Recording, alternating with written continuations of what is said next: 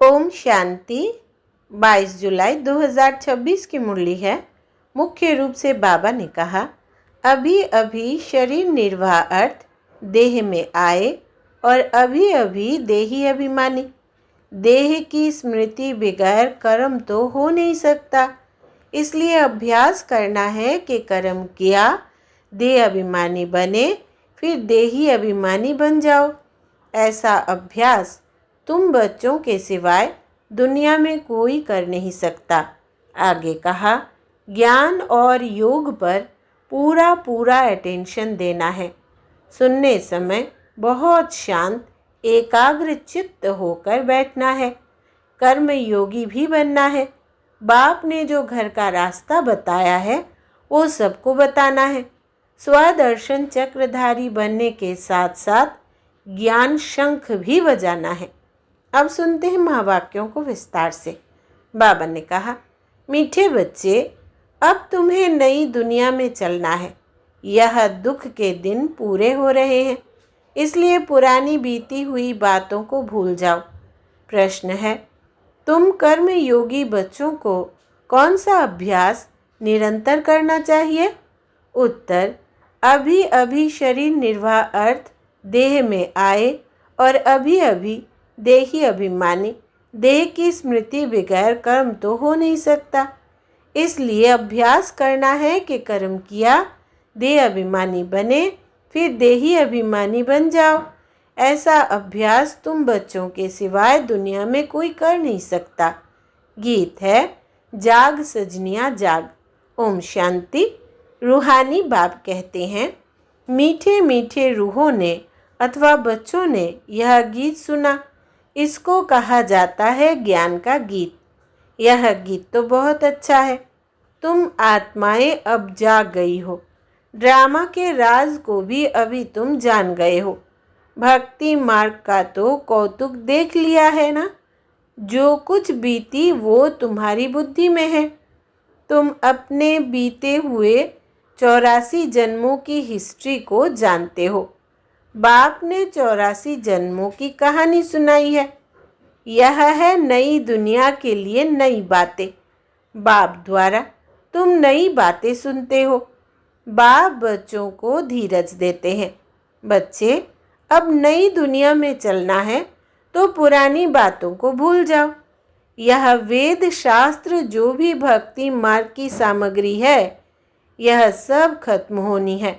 वहाँ भक्ति मार्ग का चिन्ह भी नहीं रहता। वहाँ तो भक्ति का फल मिल जाता है। भक्तों को बाप आकर फल देते हैं। बच्चों ने जाना बाप कैसे आकर भक्ति का फल देते हैं। जिसने सबसे जास्ती भक्ति की है उनको ज़रूर जास्ती फल मिलेगा। ज्ञान का पुरुषार्थ भी वो जास्ती करेगा। तुम जानते हो, हम आत्माओं ने जास्ती भक्ति की है। ज़रूर ज्ञान में भी वो तीखे जाएंगे, तब इन लक्ष्मी नारायण जैसा ऊंच पद पाएंगे। अब ज्ञान और योग के लिए तुम्हारा पुरुषार्थ है। देही अभिमानी हो रहना है, फिर देहधारी भी होना है। कर्म करते हुए बाप को याद करना है। देह बगैर तो हम कर्म कर ना सके, यह तो ठीक है। बाबा को याद करना है, परंतु अपने को आत्मा समझे। देह को भुला देने से काम नहीं होगा। कर्म तो करना ही है। बाप की याद में बहुत मज़ा है। उठते बैठते चलते फिरते बाप को याद करो, परंतु फिर भी पेट को भोजन तो चाहिए। देही अभिमानी हो रहना है। देही अभिमानी इस समय तुम बच्चों के सिवाय कोई भी नहीं। भल अपने को आत्मा भी समझे, परंतु परमात्मा का परिचय नहीं। भल समझे हम आत्मा अविनाशी है, यह शरीर विनाशी है, परंतु यह समझने से विकर्म विनाश नहीं होंगे। कहते भी है, पुण्य आत्मा पतित आत्मा। मैं आत्मा हूँ, मेरा यह शरीर है। यह तो कॉमन बात है। मूल बात बाप समझाते हैं कि मुझे याद करो।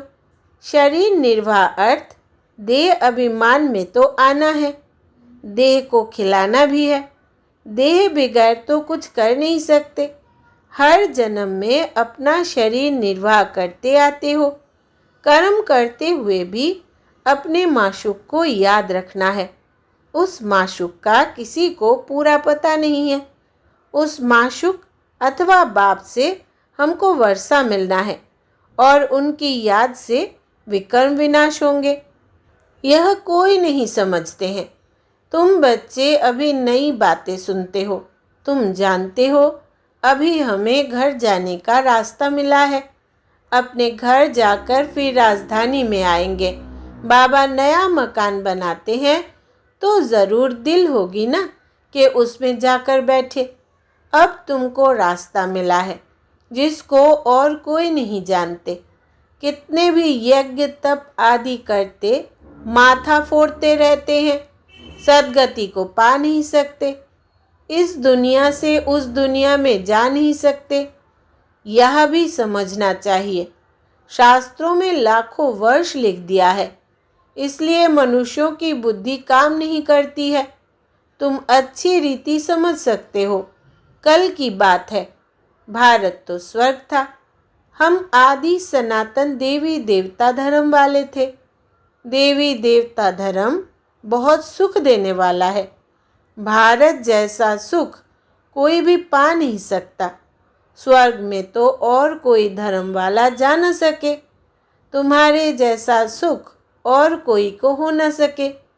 कितना भी प्रयत्न करे, धन खर्च करे, फिर भी स्वर्ग में जो सुख है वो मिल न सके।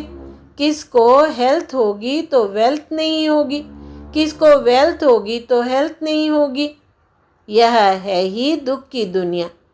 तो अब बाप कहते हैं, हे आत्माएं जागो।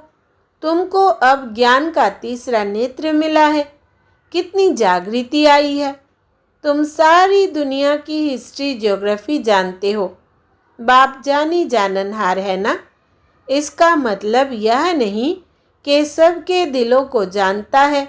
यह कौन है, कितना समझाते हैं, यह कहाँ तक पवित्र रहते हैं, कहाँ तक बाबा को याद करते हैं। मैं हर एक का यह ख्याल क्यों बैठ करूं। हम तो रास्ता बताते हैं कि तुम आत्माओं को अपने परम पिता परमात्मा को याद करना है। इस सृष्टि चक्र को बुद्धि में रखना है। देही अभिमानी तो ज़रूर बनना है। देह अभिमानी बनने के कारण तुम्हारी यह दुर्गति हुई है। अब तुमको बाप को याद करना है। गृहस्थ व्यवहार में रहते कमल फूल समान बनना है। स्वदर्शन चक्रधारी भी तुम हो। देवताओं को तो शंख आदि नहीं है। यह ज्ञान शंख आदि तुम ब्राह्मणों को है। सिख लोग शंख बजाते हैं, बहुत बड़ा आवाज़ करते हैं।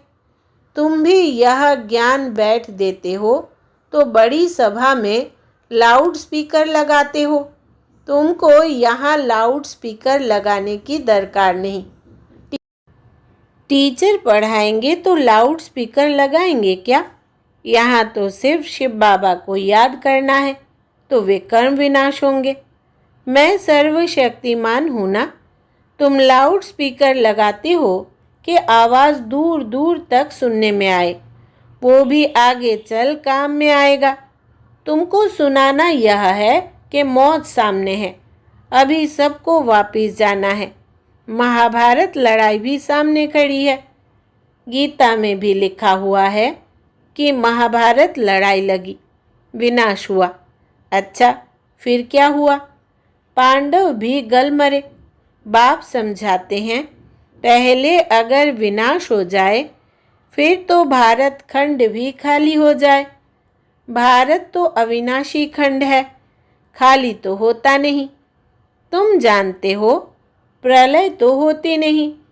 बाबा अविनाशी है तो उनका बर्थ प्लेस भी अविनाशी है। बच्चों को खुशी रहनी चाहिए। बाबा सर्व का सद्गति दाता सुख शांति करता है। जो भी आते हैं कहते हैं शांति चाहिए। आत्मा को इतनी शांति क्यों याद आती है। शांति धाम आत्माओं का घर है ना। घर किसको याद नहीं रहेगा। विलायत में कोई मरता है तो चाहते हैं इनको अपनी जन्मभूमि में ले जाए। यह अगर सबको पता होता कि भारत सर्व के सद्गति दाता, दुख से मुक्ति दिलाने वाले शिव बाबा का बर्थ प्लेस है, तो उनका बहुत मान होता। एक ही शिव के ऊपर आकर फूल चढ़ाए। अब तो कितनों के ऊपर फूल चढ़ाते रहते हैं। जो सबको सुख शांति देने वाला है, उनका नाम निशान ही गुम कर दिया है। जो बाप को अच्छी रीति जानते हैं, वही वर्षा लेने का पुरुषार्थ करते हैं। मेरा नाम ही है दुख हरता सुख करता। दुख से लिबरेट करके क्या करेंगे? तुम जानते हो, शांति धाम में शांत रहते हैं, सुख धाम में सुख है। शांति धाम की जगह अलग, सुख धाम की जगह अलग। यह तो है ही दुख धाम। सबको इस समय दुख ही दुख है। अभी तुम जानते हो, हम ऐसे सुख में जाते हैं जहाँ 21 जन्म कोई प्रकार का दुख नहीं रहेगा। नाम ही है सुखधाम। कितना मीठा नाम है। बाप कहते हैं तुमको कोई तकलीफ नहीं देते हैं। सिर्फ बाप को और वर्षे को याद करना है, अपने को आत्मा समझना है। यह ज्ञान तुमको बाबा सिखला रहे हैं। सतयुग में आत्मा का ज्ञान है।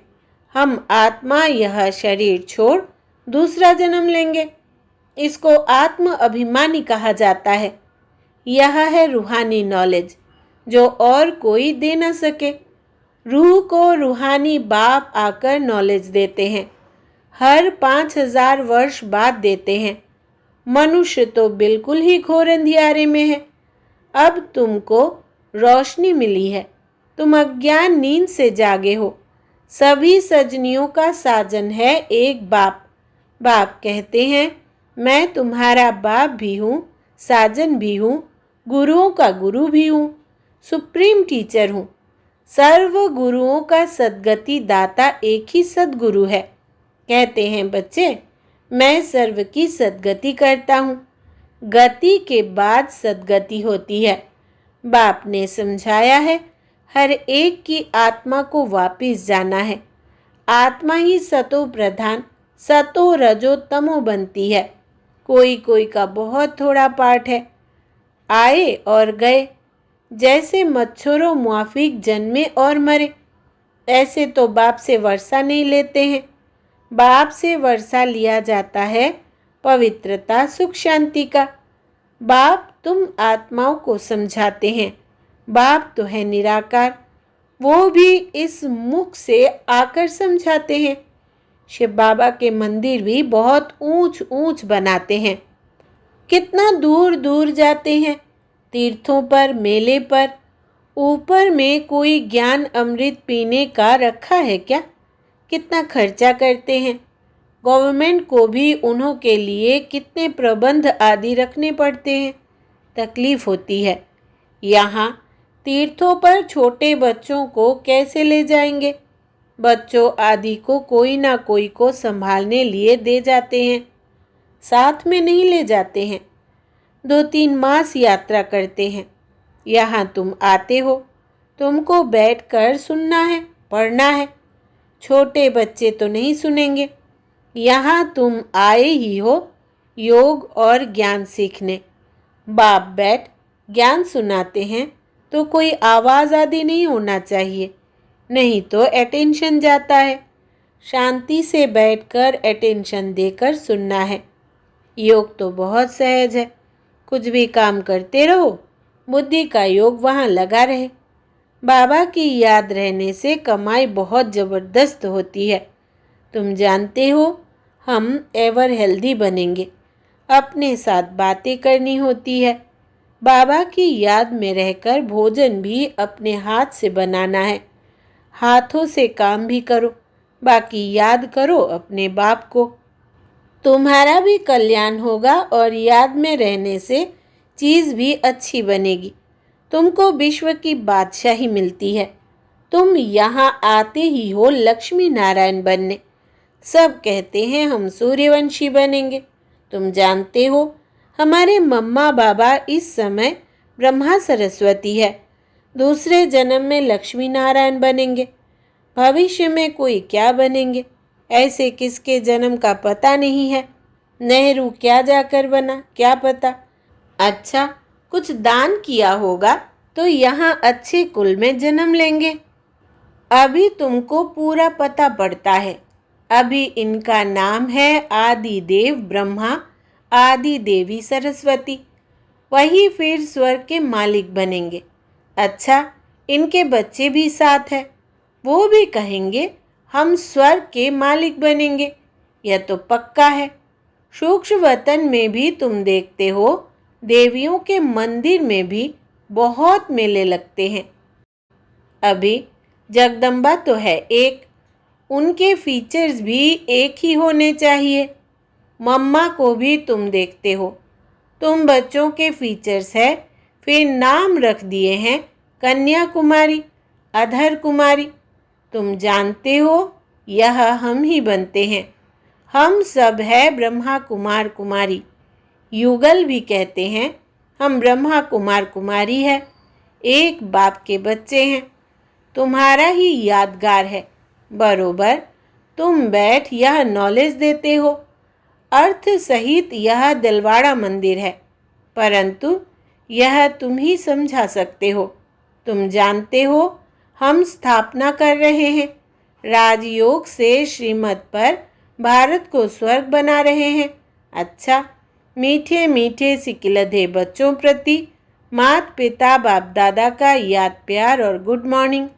रूहानी बाप की रूहानी बच्चों को नमस्ते। हम रूहानी बच्चों की रूहानी माता पिता बाप दादा को याद प्यार, गुड मॉर्निंग और नमस्ते बाबा नमस्ते।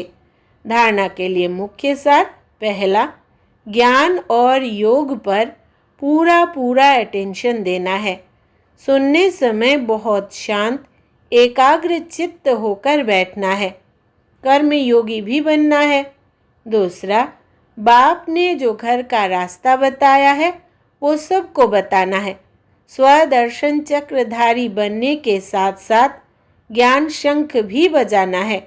वरदान है आज का, महान और मेहमान इन दो स्मृतियों द्वारा सर्व आकर्षणों से मुक्त बनने वाले उपराम व साक्षी भव। विस्तार है, उपराम व साक्षीपन की अवस्था बनाने के लिए दो बातें ध्यान पर रहे।